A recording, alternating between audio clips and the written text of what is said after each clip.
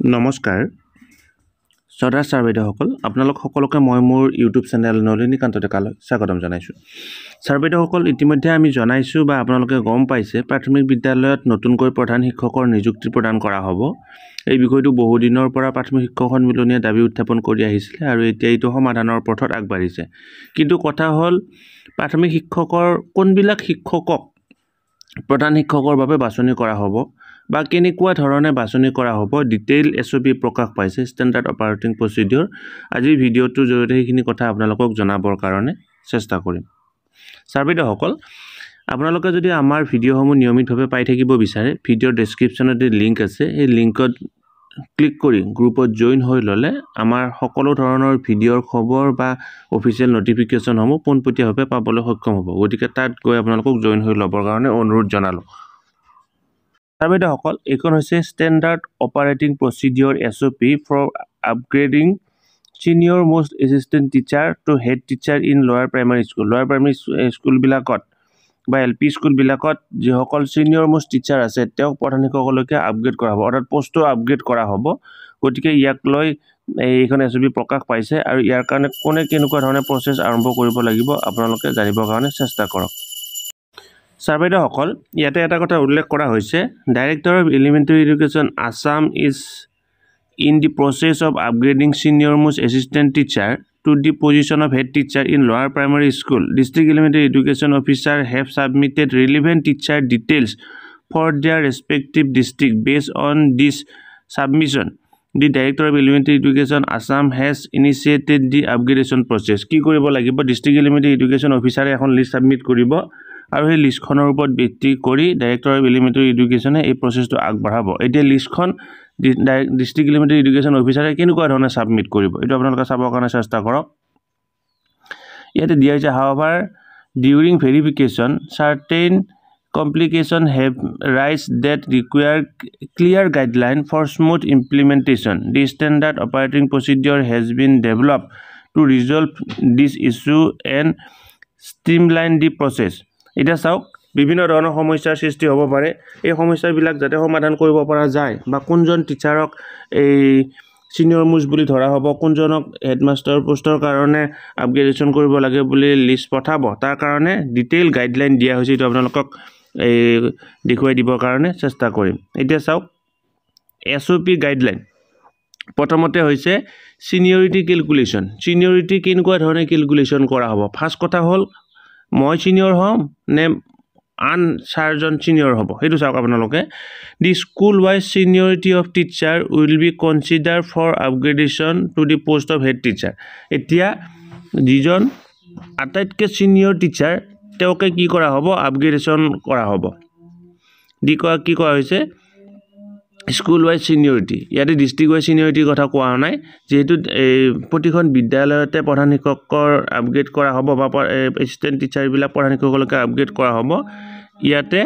School wise এই ছিনিয়ৰিটিৰ কথা কোৱা হৈছে, অৰ্থাৎ এইখন বিদ্যালয়ৰ এইজন ছিনিয়ৰ হ'লে এওঁ হেডমাষ্টাৰ পোষ্টলৈকে আপগ্ৰেড হ'ব।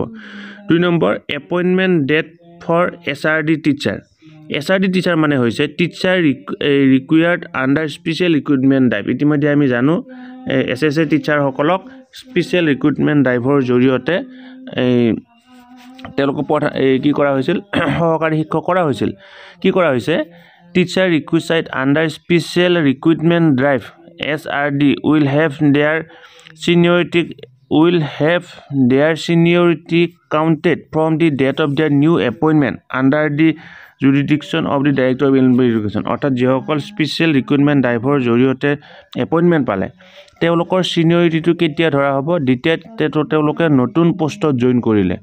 অৰ্থাৎ আগতে যদি তেওঁ SSA কণ্টেক্সুৱেলৰ আছিল সেইখিনি ছিনিয়ৰিটি ধৰা নহয়, যদি মই বুজি পোৱাত ভুল হোৱা নাই। নতুন বিদ্যালয়খনত যেতিয়া তেওঁলোকে এজন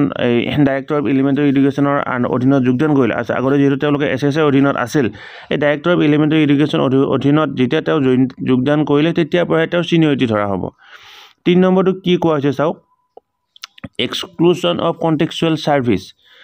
The contextual period of SRD teacher will not be considered for seniority. ইয়াত লিখি দিয়া হৈছে যে কি যিখিনি এই তেওঁলোকৰ কণ্টেক্সুৱেল ছাৰ্ভিচৰ সময় থাকিল 5 বছৰ 6 বছৰ 8 বছৰ 9 বছৰ সেইখিনি তেওঁলোকৰ কি কৰা নহ'ব, ছিনিয়ৰিটিত কাউণ্ট কৰা নহ'ব। তাৰপিছত ৰেজিগনেশ্যন আণ্ডাৰটেকিং ফৰ CRCC ইয়াতে কথাটো এইটো কথা কোৱা হৈছে যদি এজন টিচাৰ CRC কোঅৰ্ডিনেটৰ হিচাপে আছে আৰু তেওঁ যদি সেই বিদ্যালয়খনৰ সিনিয়ৰ মোষ্ট টিচাৰ হয় আৰু তেওঁৰ যদি এই প্ৰধান শিক্ষকৰ পোষ্টৰ কাৰণে আপগ্ৰেডেশ্যন কৰাৰ লিষ্ট পঠিয়াবলগীয়া হয় তেখেতে কি কৰিব লাগিব এখন আণ্ডাৰটেকিং দিব লাগিব আৰু লগতে তেখেতে ৰেজিগনেশ্যন দিব লাগিব CRC পোষ্টৰ পৰা ৰেজিগনেশ্যন দিলেহে তেওঁ এই ইয়াত তেওঁ পাব অৰ্থাৎ তেওঁ হেডমাষ্টাৰ পোষ্টটো পাবৰ কাৰণে সক্ষম হ'ব তাৰপিছত চাওক interim head teacher arrangement the director of elementary education DICE will appoint in charge head teacher in school that lack of regular head teacher যদি কোনোবাখন বিদ্যালয়ত ৰেগুলাৰ হেড টিচাৰ নাথাকে বা তেনেকুৱা ধৰণৰ সিচুৱেশ্যনৰ এৰাইজ হয় তেতিয়াহ'লে ডাইৰেক্টৰ অফ এলিমেণ্টাৰী এডুকেশ্যনে কি কৰিব ইনচাৰ্জ হেড টিচাৰ তাত তেওঁলোকে এপইণ্টমেণ্ট কৰিব তাৰপিছত upgradation of SRD appointed senior most teacher এতিয়া যিসকল স্পেচিয়েল ইকুইপমেণ্ট ড্ৰাইভৰ জৰিয়তে মানে চাকৰি পাইছিল তেওঁলোকৰ আপগ্ৰেডেশ্যন সম্পৰ্কে এটা কথা কোৱা হৈছে if the school have no regular teacher যদি বিদ্যালয়খনত কোনো ধৰণৰ এই ৰেগুলাৰ টিচাৰ নাথাকে আৰু এই প্ৰধান শিক্ষক হ'ব লাগিলে তেওঁ ৰেগুলাৰ টিচাৰ হ'ব লাগিব বুলি তেনেকুৱা কথা আছে নেকি চাই ল'ব এইটো if the school have no regular teacher and the SRD appointment teacher is the senior most যদি বিদ্যালয়খনত ৰেগুলাৰ টিচাৰ নাথাকে আৰু স্পেচিয়েল ইকুইপমেণ্ট ড্ৰাইভৰ জৰিয়তে এপইণ্টমেণ্ট পোৱা টিচাৰজন যদি ছিনিয়ৰ মোষ্ট টিচাৰ হয় they will be upgraded to the post of head teacher and their previous position will be automatically abolished যদি বিদ্যালয়খনত কোনো ধৰণৰ পূৰ্ণ ৰেগুলাৰ টিচাৰ নাথাকে স্পেচিয়েল ইকুইপমেণ্ট ড্ৰাইভৰ জৰিয়তে চাকৰি পোৱা শিক্ষকজনে যদি ছিনিয়ৰ মোষ্ট টিচাৰ হয় তেতিয়াহ'লে তেওঁক হেড টিচাৰ পদলৈকে আপগ্ৰেড কৰা হ'ব আৰু আগৰ যিবিলাক পজিশ্যন আছিল এই পজিশ্যনবিলাক নোহোৱা হ'ব 7 নম্বৰত কি কৈছে চাওক Seniority in March Lower Primary School. চাওক এতিয়া আমাৰ বিভিন্ন বিদ্যালয় এমালগেমেশ্যন আৰু মাৰ্জ হৈছে যিবিলাক বিদ্যালয় এমালগেমেশ্যন আৰু মাৰ্জ হৈছে ইয়াতে মাৰ্জৰ কথা কোৱা হৈছে যিবিলাক বিদ্যালয় মাৰ্জ হৈ গৈছে দুখন LP স্কুল মাৰ্জ হৈছে তেতিয়াবিলাকত কি হ'ব in cases where two lower primary schools are merged the senior most teacher from the school with the higher student enrollment will be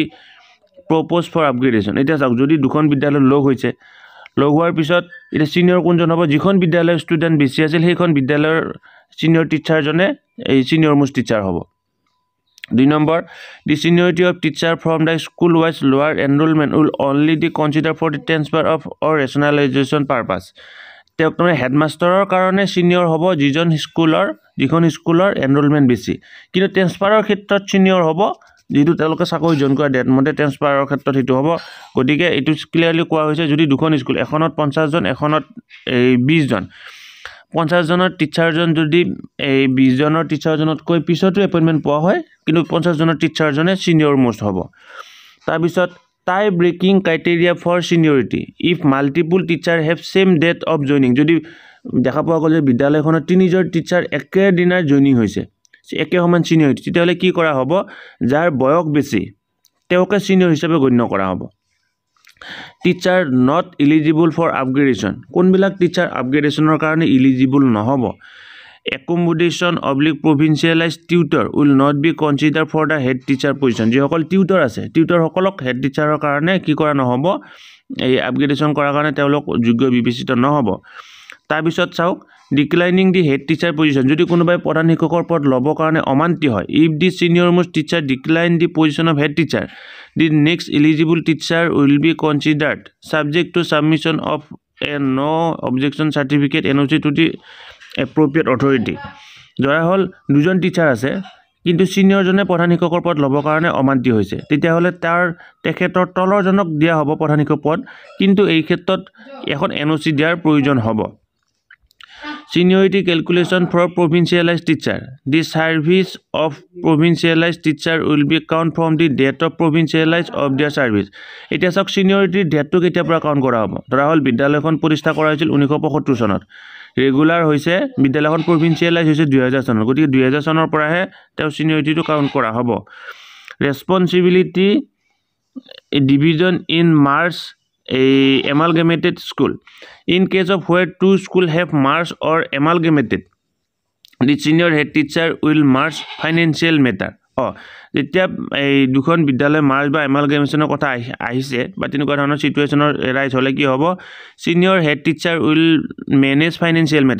মেটাৰটো কোনে চাব ছিনিয়ৰ হেড টিচাৰে জুনিয়ৰ হেড টিচাৰ উইল এই observe academic matter junior head টিচাৰজনে academic মেটাৰটো চাব seniority will be determine based on age tenure and qualification আৰু seniority কি কৰা হ'ব তেওঁলোকৰ বয়স তাৰপিছত এই সময় আৰু কোৱালিফিকেশ্যনৰ ওপৰত ভিত্তি কৰি চোৱা হ'ব গতিকে শ্ৰদ্ধা ছাৰ বাইদেউসকল এইখন হৈছে ষ্টেণ্ডাৰ্ড অপাৰেটিং প্ৰচিডিঅ'ৰ SOP গতিকে আপোনালোকে নিজে নিজে এতিয়া গম পাব আপুনি সেই বিদ্যালয়খনৰ ছিনিয়ৰ হয় নে নহয় আপুনি প্ৰধান শিক্ষক হ'বৰ কাৰণে যোগ্য বিবেচিত হ'ব নে নহয় এই কথাখিনি এইখন 3 তাৰিখে প্ৰকাশ পাইছে 3 মাৰ্চ তাৰিখে গতিকে আপোনালোকৰ যিমান পাৰে সিমান ভিডিঅ'টো আগলৈকে ফৰৱাৰ্ড কৰিব আৰু ভিডিঅ' ডেছক্ৰিপশ্যনত থকা লিংকত গৈ আমাৰ গ্ৰুপত জইন হ'বৰ কাৰণে নাপাহৰিব ধন্যবাদ শ্ৰদ্ধা ছাৰ বাইদেউসকল নলিনীকান্ত ডেকা নামৰ ইউটিউব চেনেলটো হৈছে এটি শিক্ষামূলক ইউটিউব চেনেল এই চেনেলটোৰ জৰিয়তে আমি শিক্ষক ছাত্ৰ ছাত্ৰী অভিভাৱক আৰু বিদ্যালয়ৰ কাৰণে উপযোগী কিছু ভিডিঅ' প্ৰস্তুত কৰিবৰ কাৰণে চেষ্টা কৰোঁ আপুনি যদি আজি প্ৰথমবাৰৰ কাৰণে এই চেনেলটো চাইছে অনুগ্ৰহ কৰি চেনেলটো ছাবস্ক্ৰাইব কৰিব আৰু অল নটিফিকেশ্যন প্ৰেছ কৰি থ'ব